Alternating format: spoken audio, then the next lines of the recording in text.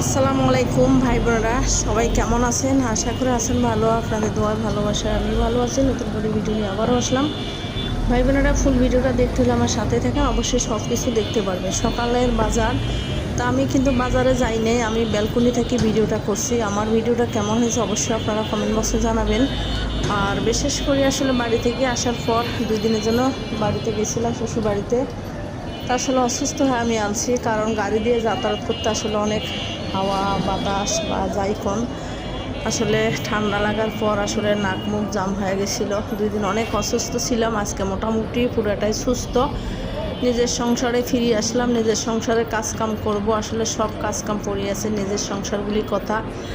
আসলে কোথাও গেলে আসলে যাওয়ার সময় এক প্যারা, আসার সময় এক প্যারা, আবার নিজের ঘরের সংসার আসি আবার গোছগাছ করা লাগে। আসলে যারা বাসা বাড়িতে থাকে সেটা তারাই বোঝে কত কষ্ট। যাই হোক, ভিডিওটা দেখতে থাকেন, যদি ভালো লাগে লাইক দিন, কমেন্ট করেন, শেয়ার করেন। আল্লাহ হাফেজ।